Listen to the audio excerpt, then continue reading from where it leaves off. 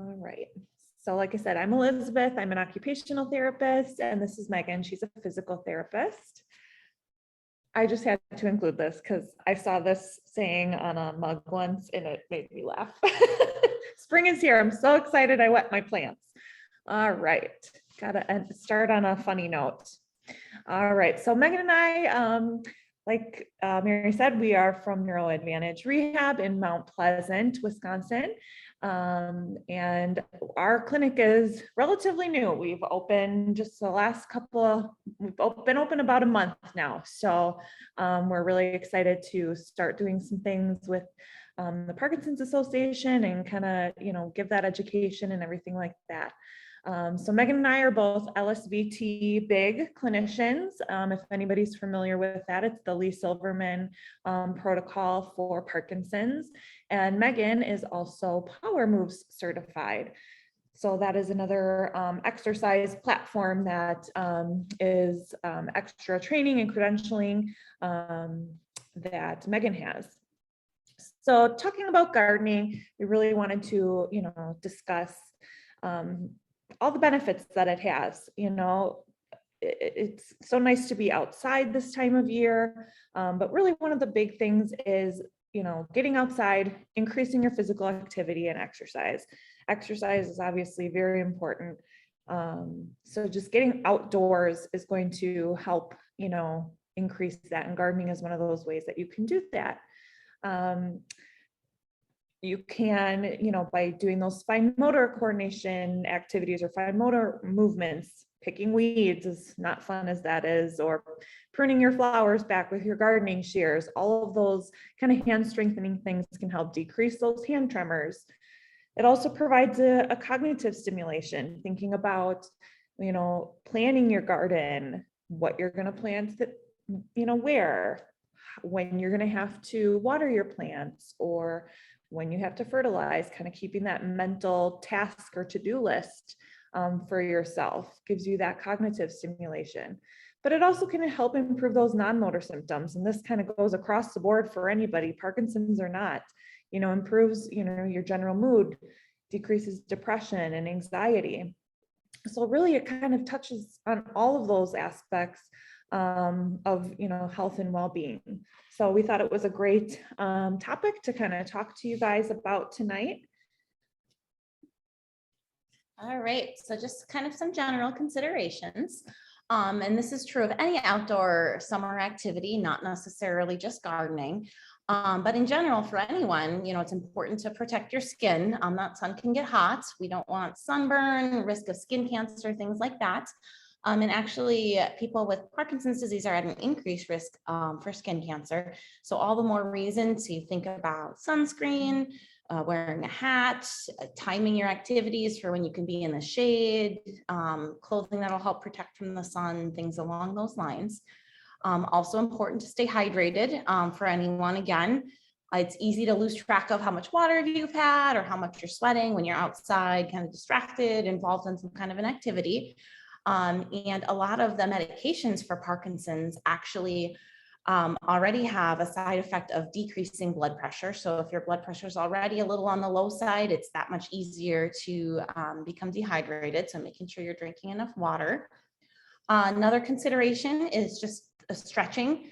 So stretching before you go out to the garden or do an outdoor activity can help you loosen up to make it easier to move.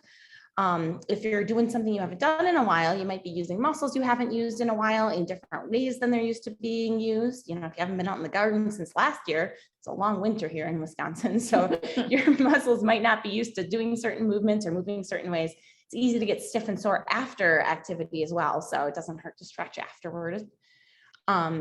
And then another consideration for someone with Parkinson's is the timing of your medications. If you're one of those people that maybe kind of has the on time where it's easier to move at a certain point in your dose of medication versus an off time when you can tell you're getting close to the end of the dose, making sure if you're doing an activity that requires more movement or is more challenging to kind of think of your medication timing with that to make it as easy as possible for you. Here's just another little joke for you. We like to have a little fun with our education. Yeah. It's all those stretches you were talking about, right? Exactly.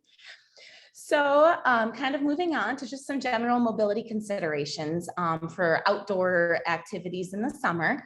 So kind of talking specifically to gardening, but again, things that can be applied to any type of outdoor activity, whether you're going to a picnic in a park, if you're going to maybe a kid or a grandkid sporting event out to the baseball field, soccer field, you'll probably have to walk on some different surfaces. And that's a lot more challenging than just walking, on a normal, predictable, hard surface.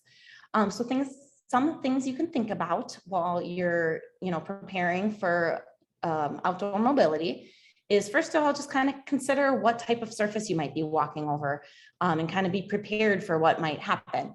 Outdoors, uneven surfaces, cracks in the sidewalk, curbs you might have to step up and down, stones, inclines, declines, things along those lines. Thinking about not catching your toes, making sure you're taking big enough steps to clear, whatever obstacles might be there, being prepared for things along those lines. Another type of surface you might encounter is something that's kind of soft or pliable, dirt, grass, something that's going to kind of give a little bit when you step on it, has the potential to kind of throw off your balance a little bit. So just being prepared for that type of a surface and what might happen there. There's also surfaces that could have moving pieces. So gravel, rocks, bricks, if you have a path, things that could kind of shift a little bit under your foot, again, could kind of throw you off balance if you're maybe not expecting it to move. So if you kind of plan ahead, you can be prepared for what might happen when you take a step so that you're that much safer, moving across those surfaces. The next point, kind of knowing your abilities, I think is a big one.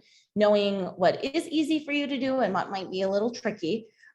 It's one thing to walk across an uneven surface, but can you do two things at once? That challenges the brain that much more. Can you carry your gardening supplies and walk on an uneven surface? Are you thinking about, what seeds you're going to plant where, and kind of thinking about one thing and doing something else, thinking about kind of doing those, what we call dual task or two things at once types of activities that can be a little more challenging than just doing one thing at a time. If you're not sure how you would do on a different surface, consider maybe using a device. Would that be safer to use your balance? You can kind of see, I have some pictures of some different types of devices that are really designed for outdoor and different surfaces. If you normally use a kind of an assistive device for walking indoors, a walker, a cane, something along those lines, you certainly can use that same device outside as well, although sometimes the wheels on the standard walker are a little hard to go over different surfaces. But these two are examples of things that are really designed for outdoors and uneven surfaces. The first one here, trekking poles or hiking poles, are made for even, hiking in the woods, mountain climbing, things along those lines. So they're really good at, those points on the end at helping you navigate various surfaces. And the other picture over here is kind of an all-terrain walker. So you can see it's got bigger wheels on the bottom and bigger tires actually on there to help get over any kinds of different surfaces. And both of those devices are things you can find in a whole bunch of different places. I found these pictures just kind of searching on Google, Amazon, local sporting goods store, or, medical equipment type store would have things along those lines. So just something to consider, especially if you haven't walked on a surface before, kind of being safe the first time, and maybe trying it with a little extra support until you feel comfortable with it. Also, kind of in knowing your abilities, if walking on different surfaces is not as safe for you, can you do something to modify your environment to maybe minimize the amount of walking on different surfaces that you would need to do, so that you don't have to walk so far or over so many different changes in surface? And then I wouldn't be a good physical therapist if I didn't stop for a minute to talk about the quality of your walking. Anyone who's ever worked with me for therapy knows my favorite thing to say are big steps, big steps. Really working on taking a tall enough step to clear any kind of obstacles, as long as a long enough step to make it over, a change in surface, a crack in the sidewalk, things like that. So even more important when you're walking, in a different environment. And then also making sure you keep that good posture that we like to see.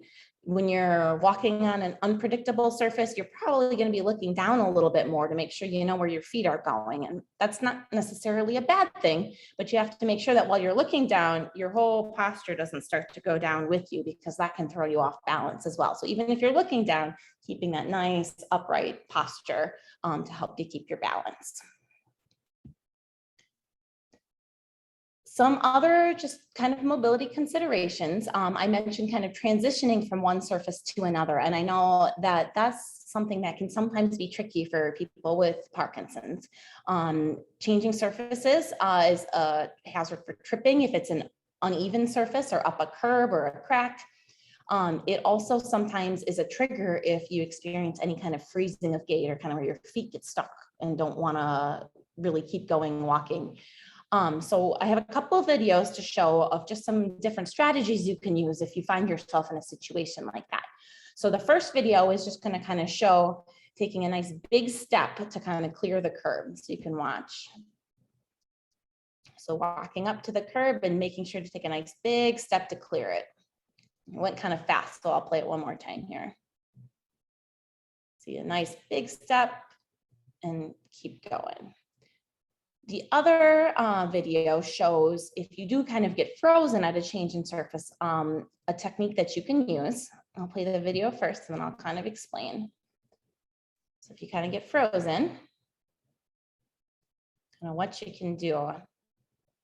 So you can kind of see in that video, I kind of worked on just shifting my weight right and left to try to get that weight shifting and get that momentum going again to kind of get unstuck and be able to take the next step. I'll play it again for you. So kind of getting stuck and then kind of shifting left and right until you get that momentum, that weight shift going well enough to be able to take a nice step to keep going. Another thing that people sometimes find works well if they do get frozen is either thinking through the pattern of walking or even saying it out loud to themselves. So talking through it, kind of right foot, left foot, right foot, left foot, until your feet kind of catch on to what your brain's trying to tell them to do, and you can keep walking from there. I want to play again on me here. There we go. Another kind of switching gears a little bit, another mobility consideration, especially if we're talking about gardening, is getting down to the ground and getting back up again. So if you have, flower beds or vegetable garden that's at the ground level, you probably have to get down to the ground to plant, to pick weeds, to harvest your vegetables, what have you. So there's, I'm sure, many, many different ways that you can get down and get back up. This video is going to show you a couple of them. So the first one is just kind of putting one foot out in front and going down on one knee and then back down to two knees. So that's, if you don't have a lot of problems getting down and back up, that's probably the easiest way to do it. It's the easiest, I think, if you have one leg that's maybe a dominant leg or a little stronger, to have that leg be the leg in front, because that leg's the one doing most of the work. The next way is kind of using your arms to brace if you need just a little bit more support. That way you can kind of use those hands to kind of help support you and push up. And if you really don't feel sturdy doing that, you can always use something else to brace yourself on. So here I have like a little step stool, or if you have like a little gardening stool, you can use that to push up. Or even if just getting down from standing up is tricky in and of itself, if you have an outdoor chair or a bench in your garden, you can start from a seated position and still kind of kick one leg out, getting down on your knees, and then kind of doing the reverse to get back up to sitting in the chair. And then from there, you can stand back up and continue walking or going, wherever you need to go. So I'm sure there's many other ways out there, and you maybe do it a different way too, but just kind of to show you a couple of examples in case that's something that, you haven't done in a while, or something that's challenging for you, just to know there's some different ways out there to do it.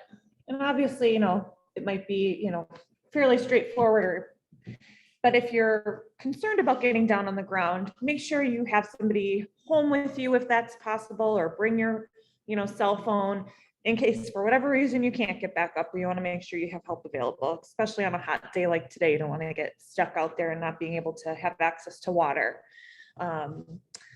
So as an occupational therapist, I'm going to talk a little bit about gardening and adaptations, how you can make your garden kind of work for you and work to keep you in your garden.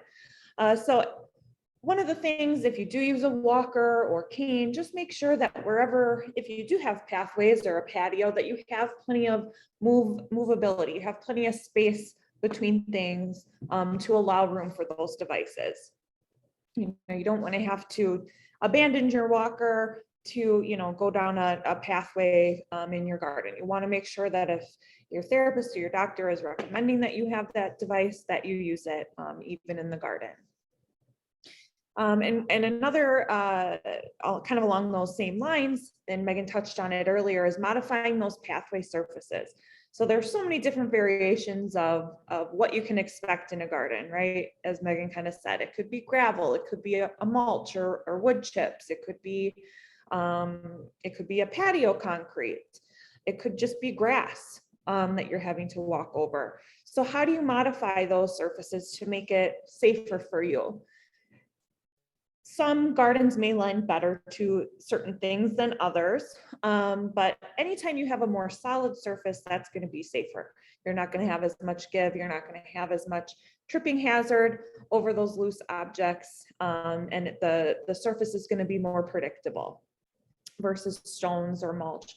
You know, you could step in a little hole or something like that, you know, an animal or somebody, you know, dug up, or it just kind of moved around on you when you were stepping. So, you know, if it's possible, having that concrete or even the patio papers, you know, they come in all sorts of shapes and sizes, things like that, that maybe you could lay down or have somebody lay down, that is going to give you a more solid walking surface. I found a picture of that wooden kind of mat almost that is made into a platform or a walking surface over the grass. And it kind of reminds me of, if you've ever gone to the beach, some of the beaches, you know, that sand is hard to walk in as well. And so a lot of those beaches have laid down something like this that kind of flattens the surface and gives you something more solid to walk on. If you're pulling a cart or anything like that, it makes it that much easier. So I thought that was kind of a cool thing that I really hadn't seen before other than the beach, but I thought that that might be something still appealing, visually appealing to people to have kind of in their gardens as well. If you're narrowing the width of your flower bed, so you're not having to overreach, you know, anytime you're reaching out of your, what we call base of support, so reaching too far out to one side or in front of you, or reaching down low, that changes your center of mass and your center of gravity, and that can ultimately cause you to lose your balance. So if you can narrow how far you have to reach for those plants, that will in turn potentially decrease your risk of falls. Other adaptations that you can have along those same lines of, you know, decreasing how far you're bending or reaching, looking into the raised flower beds. Those have become really popular over the last couple of years for many reasons. This woman here in the picture, she is standing and having a smaller garden. I know they're kind of appealing to people because they keep the critters out too, which is always a nice thing. You work hard for your vegetables or your beautiful flowers, and then the pesky critters get them. I know I have some plants that I just planted last year and some bunnies got into them, and I won't have any flowers again this year from them. So I'm a little annoyed with the bunnies right now. So a raised flower bed can be appealing for more ways than one. But I've seen these raised flower beds where you can, you know, they make them where people can wheel up to them in a wheelchair. So they're really modifiable and adaptable. And if you know somebody handy, they can probably make one for fairly reasonable for you. As well as container gardening. So, you know, planters, they come in all sorts of shapes and colors and sizes. So you can kind of really have fun with it. You can, you know, plant, you know, larger ones that have your vegetables or, you know, your flowers. So you can contain your garden to those containers, if you will, and, you know, have them right within your own reach. Going along the lines of, you know, having that garden be a place of calm and relaxation, adding a water feature You know, the sound of water can be very relaxing and calming, as well as various, you know, scents. So lavender is a, you know, a very calming scent that a lot of people use. You can plant lavender plants, or any other plants that you enjoy the smell of. I know one of mine is, my favorite are lilacs, and they, you know, just every time I smell them, they just kind of bring me a little bit of happiness. So plant things that you enjoy and that you love and that are going to bring a smile to your face. Once you've kind of adapted the garden as best you can, there's always tools. And as an OT, I love all the different gadgets and tools that are out there. And there's so many different ways that you can modify the tools that you already have, but there's also a lot of tools available out there for people to purchase. So if you don't want to overreach or again bend too low, common theme there, any type of long handled tool is going to be helpful for you. The long handled pruning shears, long handled shovel,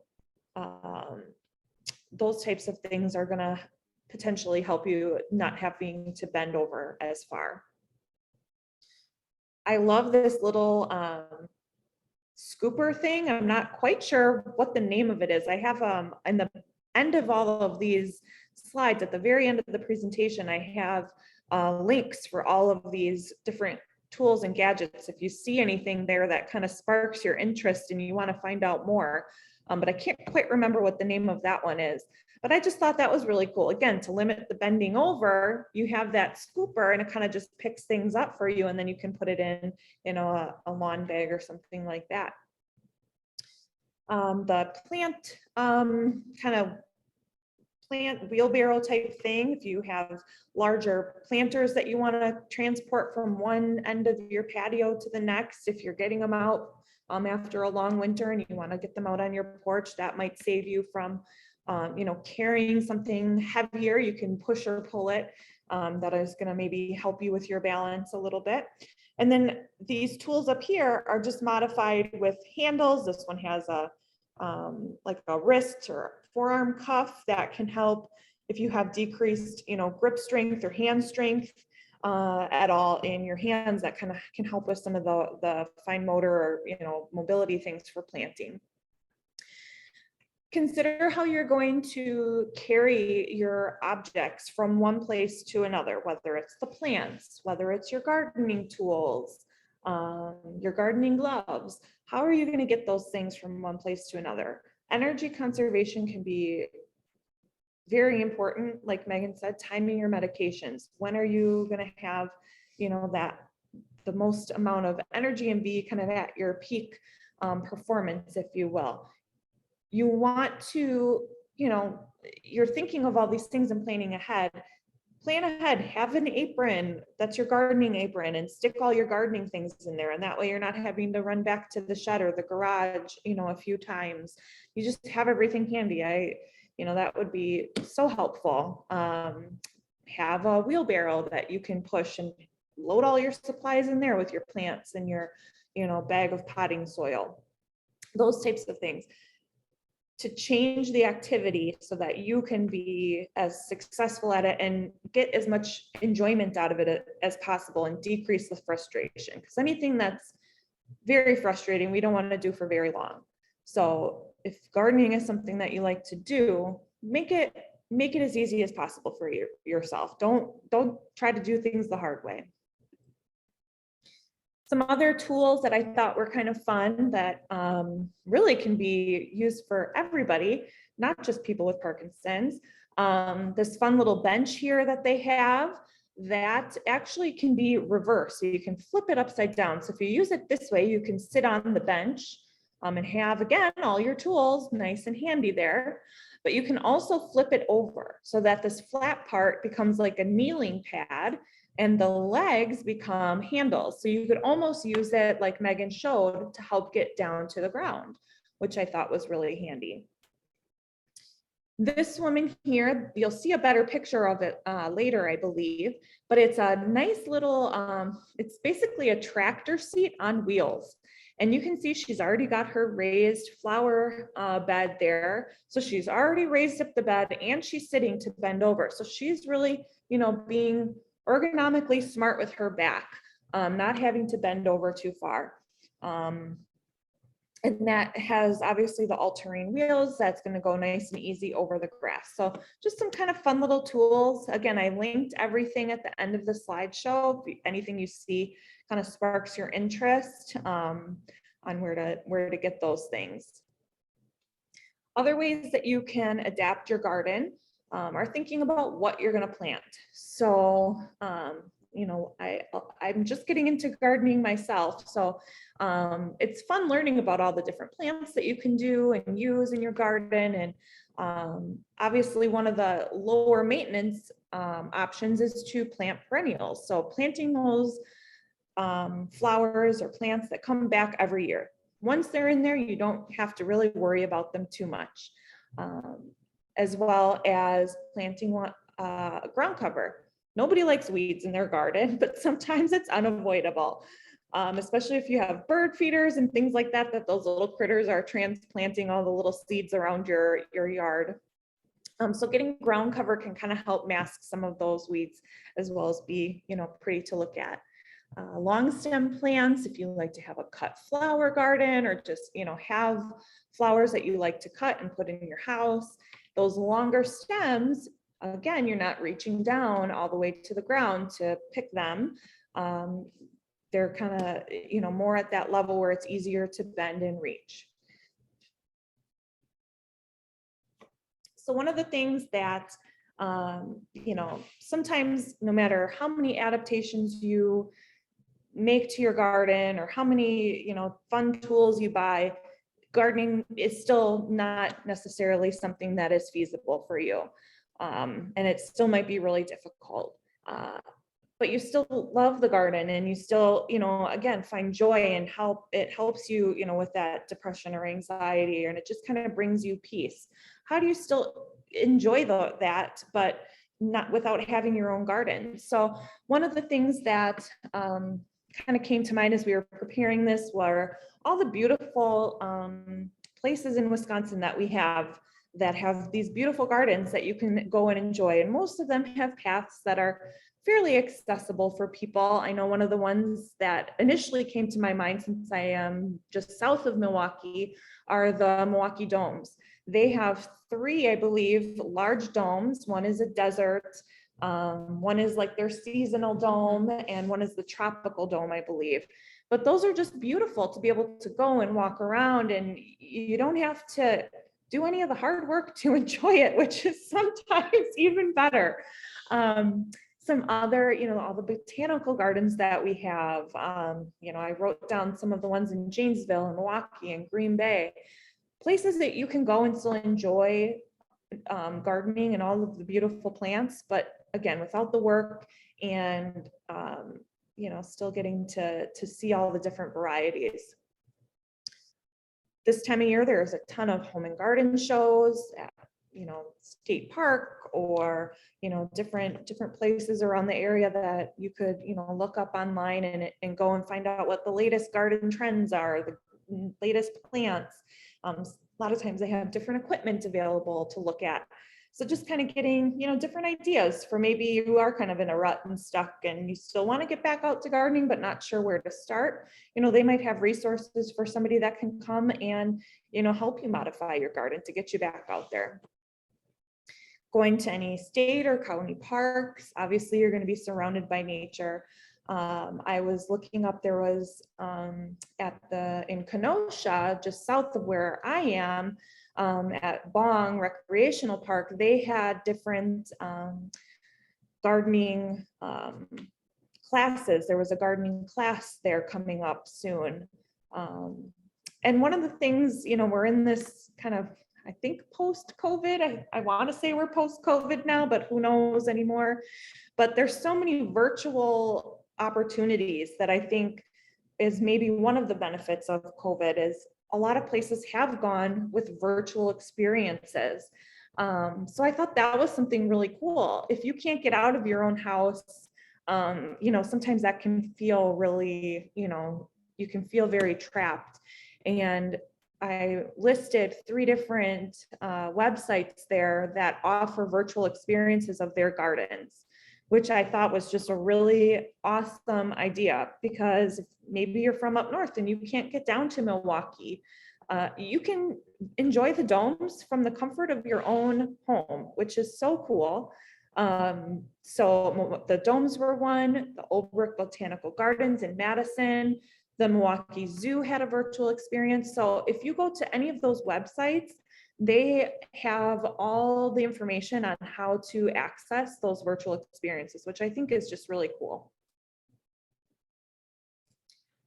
Other gardening activities that you can do, again, if maybe having your own garden isn't, feasible for you right now, other things that you could do are finding a garden center for workshops, and not even just for workshops, but even just to go and walk around and explore. One of the ones by us that I know is really popular is Milligers, which I am a Facebook group member of, like one of the gardening groups in Wisconsin, and everybody talks about Milligers on this group. So I don't think it's just a local thing, which kind of is amazing to me, but they have quite the reputation. But going to one of those garden centers and just exploring and getting your, seeing all the different plants, talking to other gardeners, but a lot of them offer workshops. So making your own planter, whether it's, for your porch or a succulent planter, joining a community garden.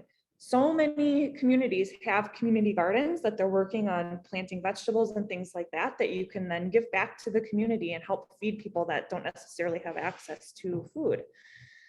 Joining a gardening club or a Facebook gardening group. And then I thought these were kind of cool. They're indoor gardening pots, I guess they are. But you don't even need to be outdoors anymore to garden. You can have it sitting on your table and grow your own carrots, according to this little picture, which I thought was kind of cool as well. So there's so many different ways that you can modify your garden, modify how you garden, to really still be able to enjoy it, regardless of your ability level. So kind of along those lines of ability levels, if you are someone who's maybe interested in doing more mobility outside, whether it be gardening or a different activity, but you're not sure that you're strong enough, have good enough balance, things like that, we put together just a couple of exercises here with some videos of ways to kind of work on building up some of that strength or the balance, making sure you're taking big steps, things like that. So these are ways that you can kind of practice and build up some of those skills that you need to be successful doing mobility outside. So these first 2 are kind of designed with the idea of improving your walking. So walking on different surfaces, like we talked about earlier. So you can see in this first video, it's just kind of taking a big step forward and back. And you can do that with either leg, really working on the strength and the balance to take nice big steps. You can see too, you can kind of work on your posture a little bit if you want to put your arms back like I did in the video. Just kind of working on a little bit of everything. The next one is similar, but kind of working on turns or changing direction. So kind of a big step out to the side and back. You do that one again to both sides. You can see it does work your balance a little bit. I'll play that one again for you too. So both of these are just ways to kind of work on that quality of walking. If this seems like it would be a little challenging for you, maybe a little hard to do, you can also modify it and either do it without the arms. You could hang on to something with one arm and just do the one arm moving, or you could hang on with both arms and just really focus on the big steps. So just a couple of ideas for exercises there. And then the next slide here are a couple of exercises to work on getting down to the ground and getting back up from the ground. So these you can do on the ground. You can see I'm doing on a yoga mat here in the video. You could also, if you have a larger bed, you could do them on a bed if getting down all the way down to the ground is kind of challenging for you right now. So the first one is just kind of working on a big kind of power to get up, getting that trunk up, going from all fours to up on your knees. Play it one more time since it was kind of fast, and just really working on that big posture and like the momentum, building up that trunk strength. The next one is working on kind of getting 1 foot out from that position. If you were going to go from that position to kind of up on 1 foot to be able to get back up. So kind of taking a big step out to the side and back. And again, you can do that with both legs to kind of work on the strength in both legs. If that's a little challenging, you could also, instead of going all the way down onto all fours, kind of do a modified with your arms on a stool or on the seat of a chair to make it a little bit less strain on your shoulders and your arms as well. And if you are familiar with the LSVT big or the power moves, some of these probably look familiar to you as well. So, let me get, I don't know why these videos want to keep playing. Apparently we're supposed to exercise all night here. So that kind of concludes our kind of overall summary. So hopefully we gave you some good ideas that you can take, whether it be gardening, a different activity, whether you're looking for ways to be a little safer with mobility outdoors, whether you're looking for some adaptations to your garden, ways to get back outside. Or just some kind of alternative ideas. Thank you so much. I appreciate it. And if you come up with any questions afterwards, don't hesitate to go ahead and just send me an email and I can forward that on. And again, Megan and Elizabeth, we appreciate your time. If you have any, if anybody wants to know anything more about their open house, just reach out to us. Yes, thank you. Thank you. Take care. Bye.